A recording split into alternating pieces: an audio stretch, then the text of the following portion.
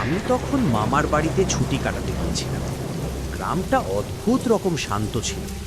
প্রথম দিন থেকেই একটা জিনিস খেয়াল করেছিলাম, রাত নামলেই সবাই খুব তাড়াতাড়ি দরজা জানালা বন্ধ করে দিত। কেউ বাইরে থাকতো না। আমি কয়েকবার কারণ জিজ্ঞেস করেছিলাম, কিন্তু সবাই শুধু বলতো, রাতে বাজারের দিকটায় যাস না। কেন সেটা কেউ কখনো বলেনি। সেদিন রাতেও প্রচণ্ড বৃষ্টি হচ্ছিল। হঠাৎ মামি বলল, বাজার থেকে একটু চিকেন নিয়ে আই তো। আমি ছাতা নিয়ে বের হলাম। রাস্তা পুরো ফাঁকা। বৃষ্টির পানিতে রাস্তার আলো কাঁপছিল। চারপাশ এত চুপ ছিল যে নিজে হাঁটার শব্দ অস্বাভাবিক লাগছিল। বাজারে পৌঁছে দেখি সব দোকান বন্ধ, একটাও মানুষ নেই। আমি ভাবলাম ফিরে যাই। ঠিক তখনই বাজারের একদম শেষ মাথায় একটা লাল আলো দেখতে পেলাম, একটা ছোট কসাইখানা। অদ্ভুত ব্যাপার হলো, এত রাতে আর এত বৃষ্টির মধ্যেও দোকানটার দরজা পুরো খোলা ছিল। আমি ধীরে ধীরে ভেতরের দিকে এগোলাম। দোকানের ছাদ থেকে মাংস ঝুলছিল, কিন্তু আলো এত কম ছিল যে ঠিক বোঝা যাচ্ছিল না ওগুলো কোন প্রাণীর।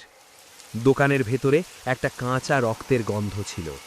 কাউন্টারের পিছনে একজন লোক দাঁড়িয়েছিল, তার মুখ পুরো অন্ধকারে ঢাকা। কি মাংস লাগবে? 1 কিলো চিকেন লাগবে। আজ চিকেন নেই। তাহলে দোকান খোলা কেন?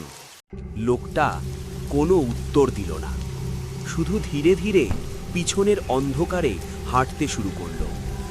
তারপর ভিতর থেকে একটা শব্দ আসতে লাগলো, ধপ ধপ ধপ।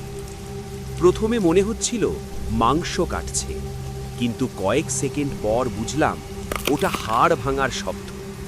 আমি ভয় পেয়ে দোকানের ভেতরে তাকালাম। অন্ধকারের মধ্যে কয়েকটা মানুষ দাঁড়িয়েছিল, একদম স্থির, শুধু তাকিয়েছিল আমার দিকে। ঠিক তখনই হঠাৎ বজ্রপাত হলো।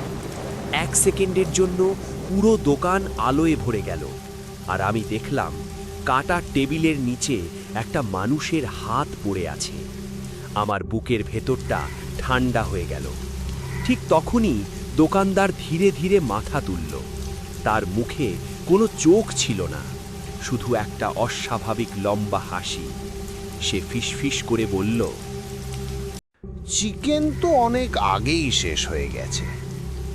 তারপর দোকানের পিছনের অন্ধকার থেকে আরও কয়েকজন বের হতে শুরু করলো। সবাই ভিজে দাঁড়িয়েছিল, সবাইয়ের মুখ ছায়ায় ঢাকা, আর সবাইয়ের হাতে ছিল ধারালো ছুরি।